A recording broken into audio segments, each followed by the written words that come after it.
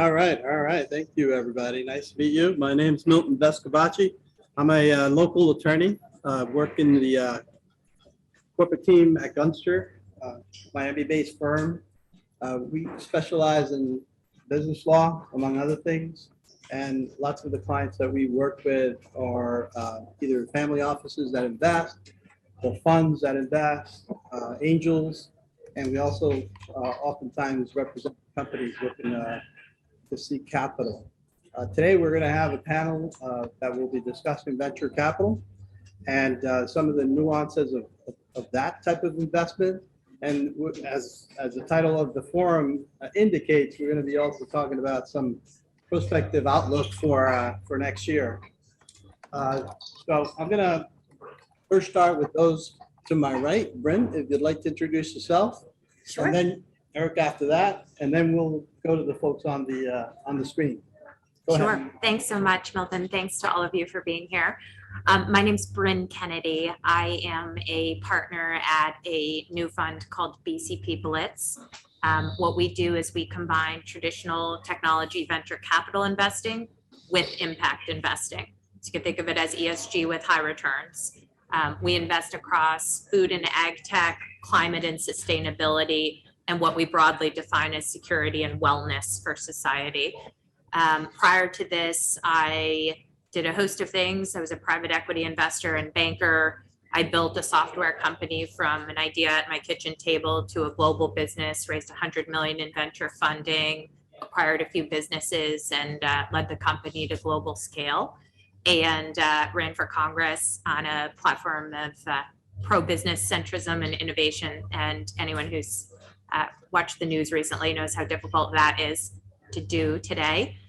So I decided that the best way that I could be a part of impacting the future of all of our lives and our planet and our world was to raise a fund that brings together traditional venture investing and impact investing. You're coming from New York, right? Yes, and I'm based in New York. Okay. Eric? Hi, my name's Eric Singer. I'm also from New York. Got up at 3 o'clock this morning to make the flight. This is a tired I'm a little bit under the weather, but hope you'll forgive me. I've been in the business about 40 years. I've been an investment banker most of that time. I have 2 jobs now. I work with a family office, and I raise money mostly for biotechs. And I've done it basically outside of the venture community, so I'm a little bit skeptical sometime about the treatment that non-members of the club get at the hands of venture. I raised 85 million for a company called Neotex. I was able to get Larry Ellison as a lead investor, and I'm working with a company called Petrogen that has a technology out of Yale University, and I think there are ways for investors to use the venture world well, and there are also ways for investors to parallel what the venture companies do. Eric, I got to ask you this. If you guys aren't all speak up, that'd be great, because I'm afraid that we have a microphone issue. Speak is here, so. Okay. Do I need to repeat? Why don't you do that? It actually came through okay over on for those of us who are remote. The audience. So Eric, you just Well, I'll just say for those in the back, I'll be at dinner tonight. I'm around all day. I raised 85 million bucks for Neotex, and I got Larry Ellison as the lead investor. I make lots of phone calls. I made 12,000 phone calls to put the company in business. I love looking at the raw company and seeing what we can do. All right. Thank you, Eric. Chris, why don't you lead us virtually? Thanks, Milt. So I'm Chris Ye, and I'm the co-founder of Blitzscaling Ventures. What we do is pretty simple. We use the power of the Blitzscaling model and the Blitzscaling brand to invest in the fastest growing, most oversubscribed rounds of the top companies that have been backed by the top 30 VCs in the world. And we're able to do it because we go to the CEOs and say, hey, if you want help growing your company, why don't you get some from the guy who wrote the book on hypergrowth? And all you have to do is let us invest $1 to $2 million bucks. So things have been going well for us. We are at 25 million raised and 28 million soft circled out of our $30 million target. And we've done our first 4 investments, but fortunately we are allowed to oversubscribe. So we can go all the way up to 50 million and have had a wonderful time at some of Marty's previous events, speaking with folks, and just glad to be here and participating today. Thank you, Chris. Why don't we have Glen speak and introduce himself? Sure. Thank you for the opportunity to speak. I'm Glen Anderson. I'm president of Rainmaker Securities. Rainmaker Securities is an investment banking company and FINRA registered broker dealer. We focus exclusively on private securities transactions. We raise money for corporate issuers and funds and funding rounds. We do mergers and acquisitions advisory work for private companies. And our largest practice area by a stretch is late stage private securities trading. So trading in the stock of unicorn companies primarily who are still private. We were active in companies such as Spotify and Square and Pinterest and Facebook when they were private companies. So we've been doing this for quite a while. And what else can I tell you? We have offices in Los Angeles, Silicon Valley, Chicago, and Miami, Florida. We raised about, I'm sorry. Where are you calling us from right now? Oh, from Miami. Okay. Yeah, and we raised about 1.3 billion in capital for different opportunities last year, making us one of the larger players in this space. Okay, thank you. Chris was actually in California. I don't know if he mentioned that. And then last but not least is Phil. Hi, thanks for having me. Thanks, Milton and Marty. I appreciate it. My name is Phil Nadel. I'm the co-founder and managing director of Forefront Venture Partners. We're a VC firm that is, we have two different funding vehicles. One is a large AngelList syndicate, and the other is a rolling fund also through AngelList. And we invest primarily in seed and Series A rounds, some Series B rounds, only post-revenue companies, and our typical investment is between $500,000 and $1 million. We have no industry preferences. We're agnostic, but we do focus on capital efficient companies. And we invest in many parts of the world, although most of our portfolio is here in the U.S. We're based in Boca Raton, Florida, so just up the road from where you guys are now in Miami. And happy to be here and answer any questions. Great, thank you, Phil. So as you can see, we have 3 venture capitalists and 2 investment banker broker types. So we're gonna start to get a feel for the different nuances that they're looking at when they're dealing with the venture capital market. Let's do a quick lightning round with the panelists just to get more familiar with each one of them. Brynne, tell us, what specialty do you focus on? What part of the region of the world? I mean, I know that your fund focuses on impact investing. So why don't you tell us a little bit about that and why that's becoming more relevant today? Yeah, so as I said, I'm a founding partner at a new fund called BCP Blitz. Just for context, we're raising a $250 million fund. We have about 100 million soft circled now, expecting the first closing in Q1 of next year with a 12-month fundraising timeline after that. We have 4 partners. We combine one of our partners from the fund management world and then 3 of us who have built successful software companies. All of us have European and US passports, and we invest across both Europe and the US. We believe there's significant arbitrage opportunities based on where companies are founded. And I think we all know that great companies can be started anywhere. Innovation can happen anywhere, particularly after what we've all seen with COVID. But valuations are not the same everywhere, particularly across different sectors.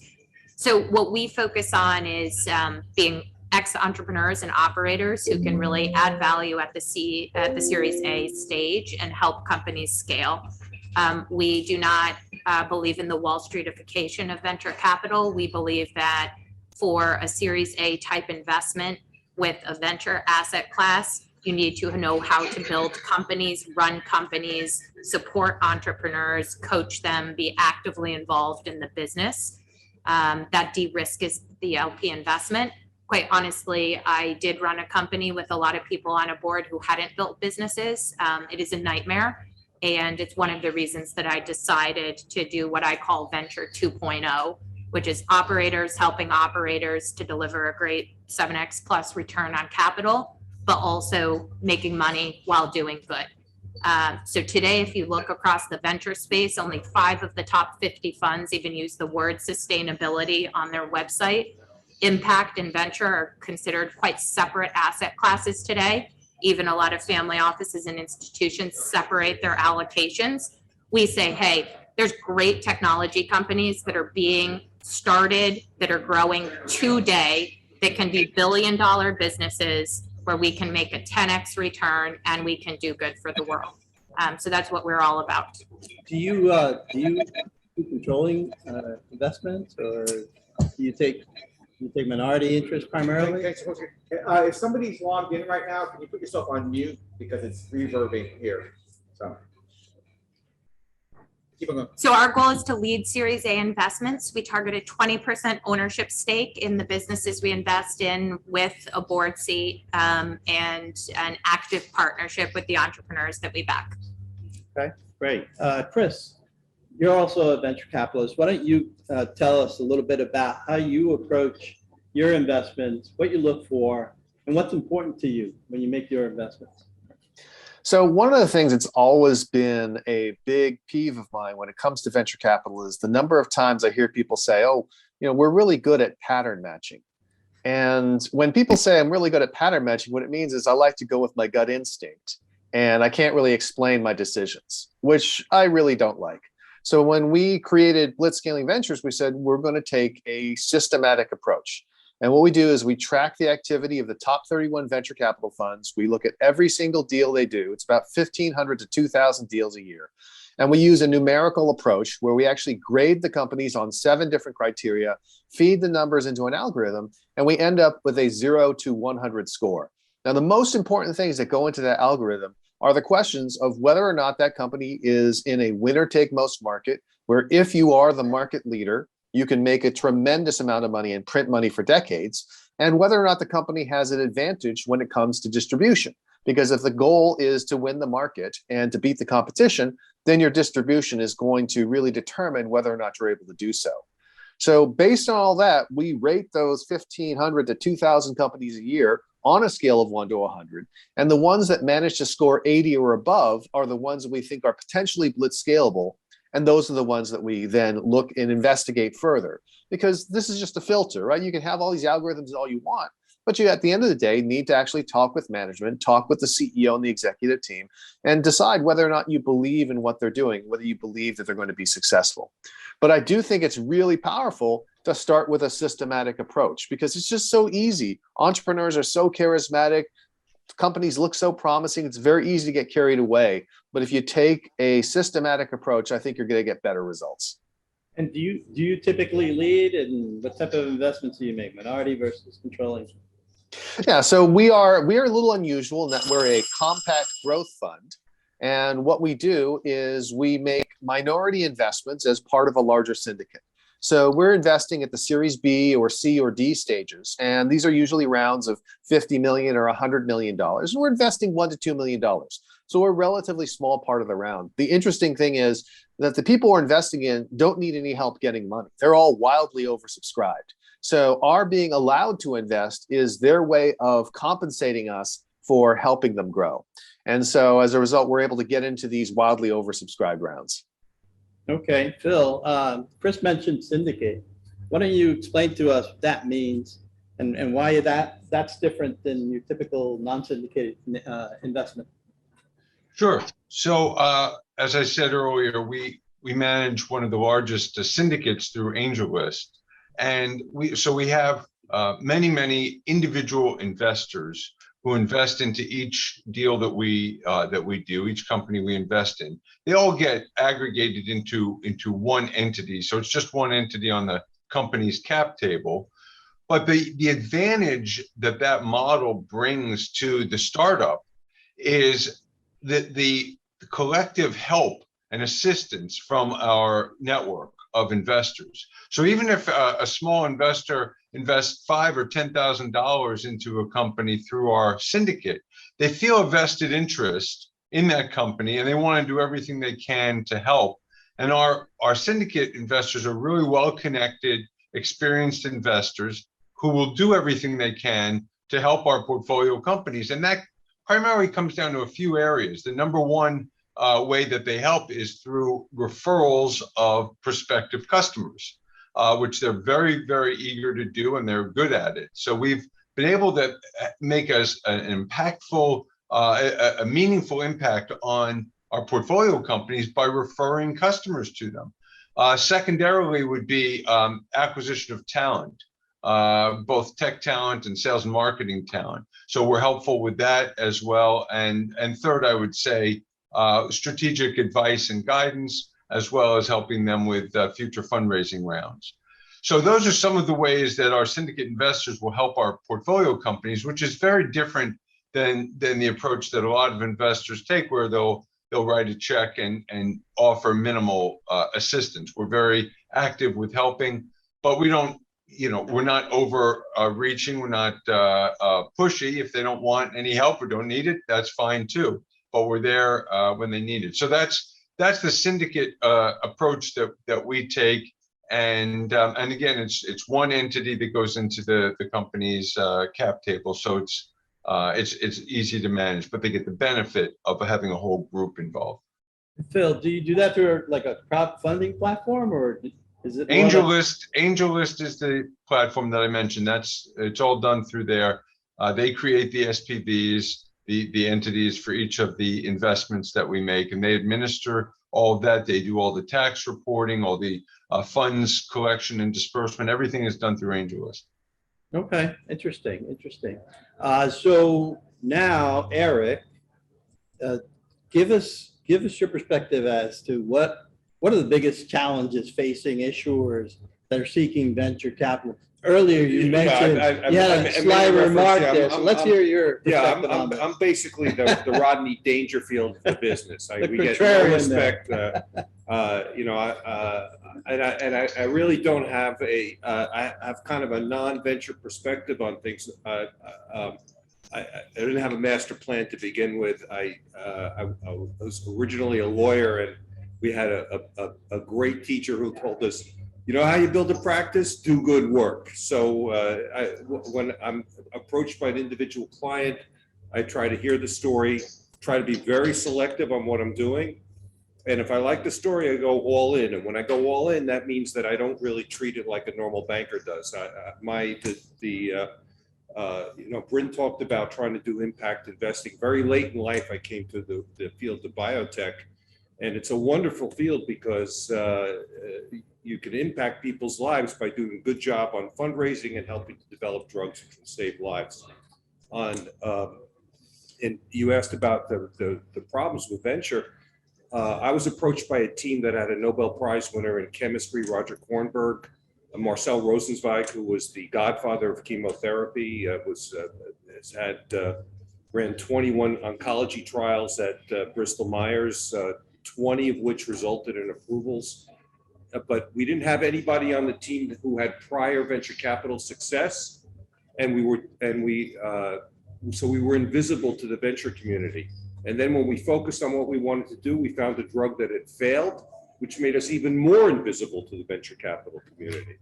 And the challenge the challenge in biotech, particularly, which has a longer lead time than some of the businesses that the others are talking about.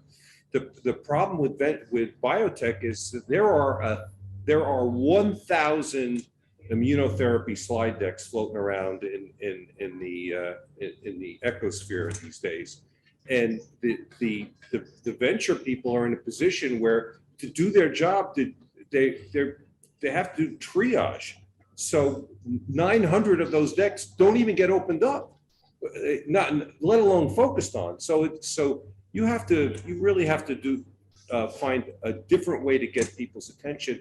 And I've started to go out with just narratives as opposed to PowerPoint. I think that PowerPoint, a PowerPoint in the hands of a 33-year-old immunotherapy PhD is an engine for the destruction of value.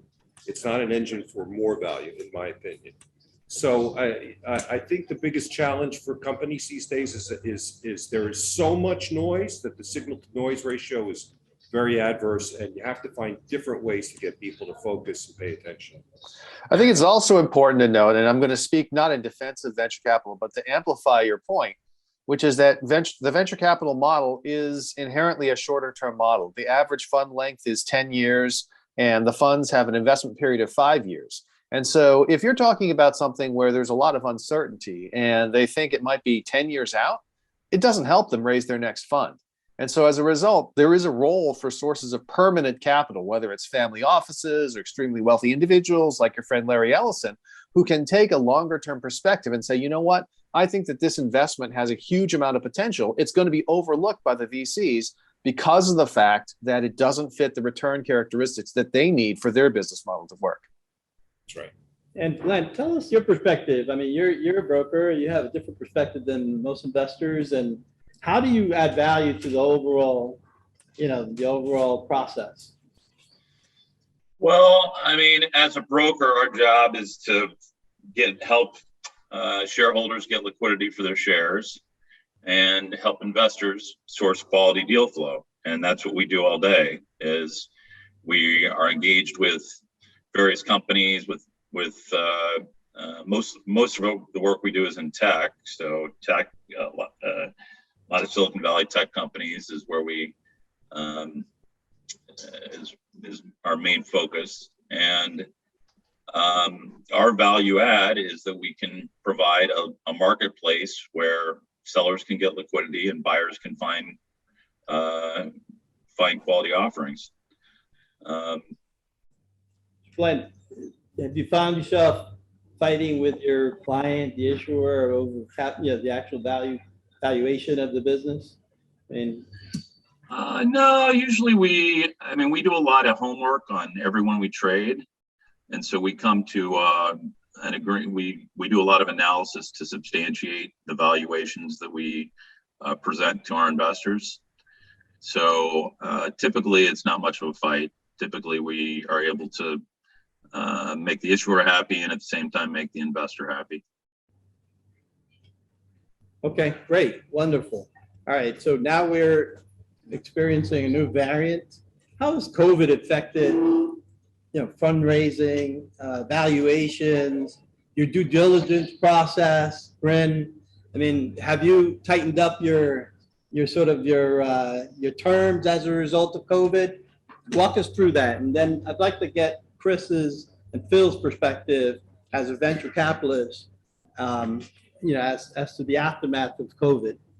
Well, Chris and I have spoken on a panel before, so I think we may have a slightly different view on this, but I was thinking about this morning when I was reading the news and then deleting all my news apps for the time being, that I do believe fundraising, at least for a first-time fund, is still very critically in person. I've been fundraising for our fund for about 8 weeks so far. I've spent about 7 of them on a plane. I've been to 5 countries. We've secured an anchor in the Nordics. We've secured, hopefully, knock on wood soon, another big anchor in the UK.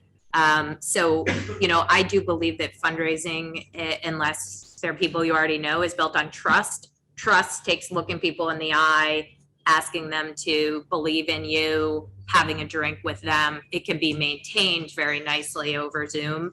But I was advising a few funds during the height of COVID, and I'll tell you, they really struggled to fundraise. There were some other issues, but I do think there's something about us as human beings building trust and deciding to take risk together. So we'll see if this new variant becomes something that impacts our ability to have gatherings like this in the future. With respect to the the impacts of COVID, I alluded to this earlier, but I think it's worth double clicking on the point. I think every person in the world now realizes that great innovation can happen from everywhere and work can happen from everywhere, because half of us moved to vacation homes or moved somewhere else during COVID, left San Francisco, left New York, left wherever it was, came to Miami in a lot of cases and said, hey, I can build my company from here. I can do my work from here. That's core to who we are at BCP Blitz. We literally talk to our incoming LPs about how we're a post-COVID fund.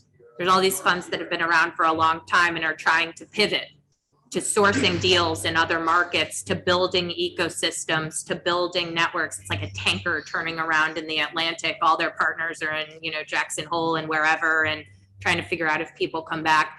We've specifically designed our fund with a distributed partnership with about 25 different ecosystems where we all know people, where we have a sourcing network, where we've run offices, run teams, where we have reputations as entrepreneurs. So that gives us an incredible deal flow. It also gives us an advantage in sourcing deals that are well valued, and that with the expertise of successful entrepreneurs coming onto the board can help those companies then scale successfully. We're not fighting with everyone on Sand Hill Road for the same deals, but we bring that experience to a company in Stockholm or Columbus or Miami or London or wherever it is to help them professionalize and scale a great technology with initial product market fit and traction.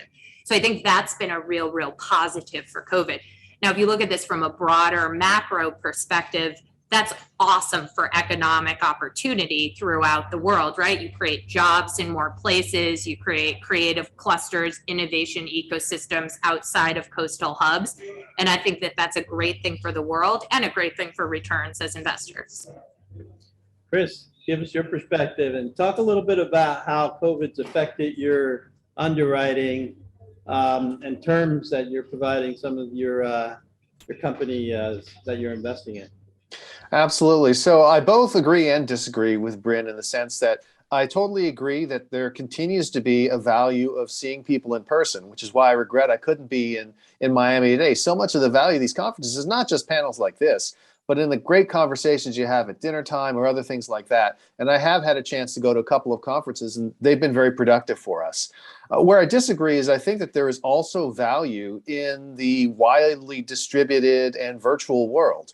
One of the things that we did, we actually set out to raise this fund. We were going to begin fundraising in March of 2020. And it turns out the very week we began holding meetings was the week that the world essentially shut down because of COVID-19. And it was quite a shock. But then when things started coming back, I told my partners, listen, we're going to change our fundraising strategy. Our new fundraising strategy is raise money from everywhere in the world because we now have an opportunity to broaden our LP base in a way that we never could have done if we had to travel to see them. And we've raised our fund almost entirely remotely, although some number of people I've met at various conferences like this. And we have LPs from Asia, from Africa, from Europe, and from even Australia and New Zealand. And that probably wouldn't have happened in the pre-COVID world. So I totally agree that there's this notion of a post-COVID fund that makes a lot of sense. Now, you specifically asked about underwriting and what happens in terms of the work that we do with the entrepreneurs. And I think that a big part of this has been we've had to adjust. It's great traditionally to see someone face to face, break bread with them, have a drink, all those things. In some cases, it's just not possible. We have one of our 4 deals that's based here in Silicon Valley, but the rest, we have one based in Philadelphia, one in London, and one in Sao Paulo.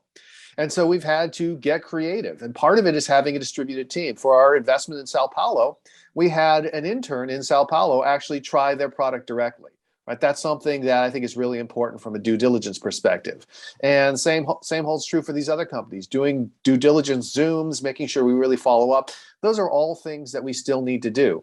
But the thing is, I would say that if we look at the impact that COVID's had on the world, especially the field of technology has been accelerated because technology is all about overcoming those traditional barriers of geography and time and distance. And I think it's, as a whole, been good for the industry. Of course, it's a sad thing. I wish the pandemic had never happened, but I think it's been good for the industry as a whole. The other thing I will say on your point on underwriting, the other thing I think that's interesting is I think for us, it's kind of inverted the due diligence and underwriting process. Traditionally, you'd review someone's deck, they'd get invited in, they'd do their pitch in person for the first meeting, and then you'd go from there. At our fund, we do everything virtually until we're at the decision-making time period. We still get on a plane. We still fly to wherever in the world that deal may be, because I do believe that looking someone in the eye and sort of getting a sense of their tenacity as an entrepreneur and their character and building that trust is critical.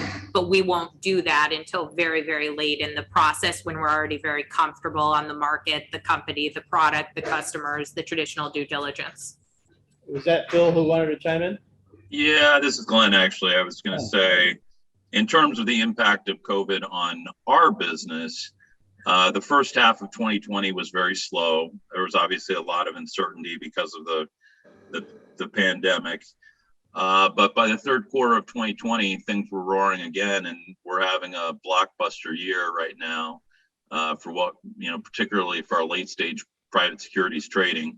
And I think that's a function of the fact that, when you have markets trading at or near records all the time and every IPO seemingly being a blockbuster, it's just, there's a lot of interest in investing in private securities prior to the IPO. So, in some, COVID had an impact, but it's passed. We're now in a post-COVID world as far as our investor community is concerned. No, in our respect, our law firm hasn't been any busier since COVID.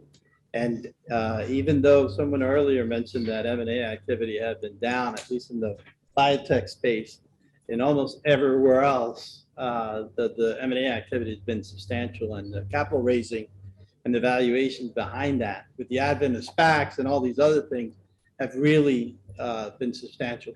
Marty? Yeah, there's a guy in Greenwich who runs a newsletter on hedge funds. I mean, he says that about 50% of his value comes from having dinner with the hedge fund. I mean, because he's able to find out from the management what their interests are and how finite their greed and ambition is. Right? So he says that managers have a bigger perspective. You feel they're going to go further than people would just say, well, as soon as I get my Ferrari or my yacht or whatever, I'm good to go. Right? It's funny you mentioned about Ferraris and yachts. Just in the last week, I've had two clients come with the purchase of new planes, yachts, 112-foot yachts. It's amazing the amount of opportunity that COVID's presented. Now let's shift a little bit. Let's shift a little bit to outcome. Looking forward to 2022. Eric, talk to us. What are you seeing in terms of opportunities, and what's your perspective on next year's outlook? I'm sorry. I have tunnel vision. So when I say I take a client from the beginning through a finish line for 2022, on the company that I'm raising money for, the cancer company, we took a pancreatic patient with stage 4 metastasis to the liver. They had about a month left to live.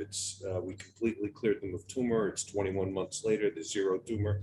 So for me, 2022 is, we've been asked to do more in that area, and the opportunities that I see, I see some very tough cancers becoming much more manageable in the future. That's what I see in 2022, and that goes to Brynne's point about impact. I also see a waning of COVID in terms of people's fear of it, and I see a return to people having personal meetings where I think a lot more is conveyed, and you get a lot more comfort on things. I think actually it's impacted the biotech space because science is complicated, and if you can't meet in person, you can't get the same confidence on it. So I see a lot of universities commercializing their technology outside of the venture field, and I think that's going to be a big impact in 2022 and beyond. Brynne, do you want to share your thoughts on that point? Well, I spend a lot of time with family offices around the world these days, and what I hear from them is that 2022 is about two things: increasing allocations to venture, given the returns we've all seen over the last couple of years, and then increasing their allocations to ESG or impact.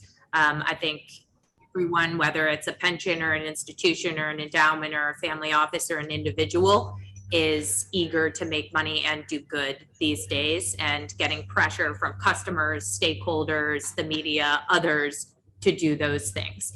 So, quite honestly, we've seen people tripping over each other to talk to us about our fund, combining traditional tech venture investing with an impact orientation. But what we believe is that there's a step between this sort of full sustainability, full green dialogue that is multi-decades away that everyone talks about. We call that a smart society. That's about adopting technologies that are available today that can change the way we move, live, work, consume to be more sustainable. And we can do that within the next decade while realizing a top tier venture return while doing that. So we don't have to sort of put all our eggs in a 20-year basket and write it off as sort of a philanthropic plus allocation in our portfolios. We can bring two things together. And what I hear from my current and prospective LPs is that that's what they're all about for 2022.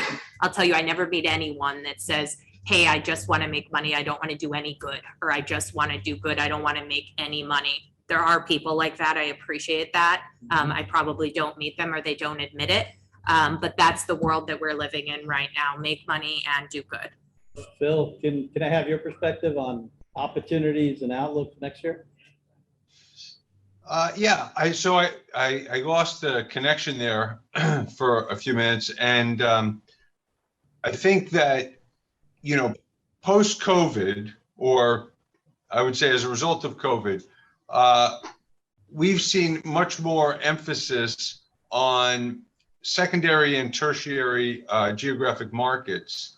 So since our founding about 8.5 years ago, we've always been focused on reasonable valuations, right? And those are sometimes difficult to find in the primary markets, like New York and Silicon Valley and some of the other primary markets. So as a result, we've always sought reasonable valuations, which sometimes means investing in companies based in secondary and tertiary markets.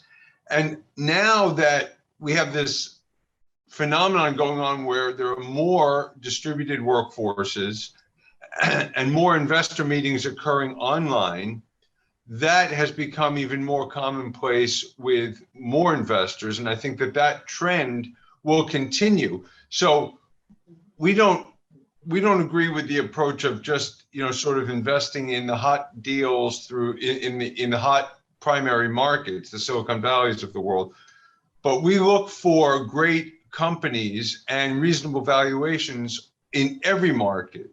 And again, I think that that trend is going to accelerate further with more people getting comfortable with presentations online, and with this more of a distributed workforce and remote work from home trend continuing. More companies will be in various different markets. So I think that that's a trend that will continue. I think also something that we've seen is more algorithmic based selection. And Chris talked about this a little bit to use as an initial selection method. And I think there's more and more of that. And while I think that that can be helpful in an initial selection kind of a way, like Chris is using it, I think it's also somewhat limiting. And so we try to keep a very wide top of funnel because there are all kinds of outlier companies that don't fit into a standard algorithmic model. And so we try to keep a very wide top of funnel. And so for us, at least, going into the new year, that continues and accelerates. And I think that sort of gives us a differentiation versus a lot of different funds who are either siloed or more algorithmically based. Thank you, Phil. We have time for one more question, folks. Yeah, Chris, I actually want to get Chris' perspective on this one question. Okay. On this issue of outlook and opportunity. And Chris, if you have any exits that you want to talk about. So I won't talk about exits right now because it's still a little early, although I was very pleased that one of the companies I've been an advisor for since it was two guys in a garage, usertesting.com, recently went public. So hopefully the markets will hold up well through the lockup period. In terms of my outlook for 2022, again, as Yogi Berra once said, it's dangerous to make predictions about the future. But what I will say is I think that what people are overlooking amidst all the hype around the Omicron variant and other things like that is the fact that it looks like we're finally going to get some therapeutics that work as well to supplement the vaccines. So while I think that a lot of people were hoping that 2020 was going to be a quote unquote hot vax summer, I think we may actually see that starting to come through in 2022 as we have both vaccines and therapeutics that actually work. And if that's the case, I think there's a lot of pent up demand. I know tons of people want to go on vacation, have held off because they had health concerns and things like that. I think we could see even more consumer activity in 2022 than 2021. Great. Thank you, everybody. Does anybody have a question from the audience? One question. One question. I think there was a young lady back there that had Okay, earlier young raised lady. her hand. Yeah, I was, my question was for Brynne. If she could tell us something about the impact metrics that she is intervening with the venture capital metrics for this new fund that she's created. Yeah, so we, as I was referencing earlier, we have a thesis and have positioned our fund around this idea of a smart society. For us, a smart society is one that is sustainable, one that is truthful, and one that is healthy. And we look for technologies to progress those areas. We have a proprietary Smart Society Index that we apply to all of our investments. It has 6 categories. 3 of them are internal, the way the company has their governance, engages with their stakeholders, some diversity metrics. 3 of them are external. So how the innovation or the product in the company impacts billions of people's lives, and looking at ensuring that it doesn't create negative externalities in another area. So that's what the external metrics look at. We rate a variety of factors on a scale. Our investments have to achieve a particular score, both independently in the categories and in aggregate, for us to proceed. So if someone comes to us with a technology business that fits in our framework, that's super interesting, but quite honestly is extractive rather than additive to a large global problem, we won't do the deal. In exactly the same way, if someone comes to us with something that can do good for the world, but has a 20-year horizon, doesn't have product market fit, and doesn't have a great team, we're going to walk away from it for business reasons. Great.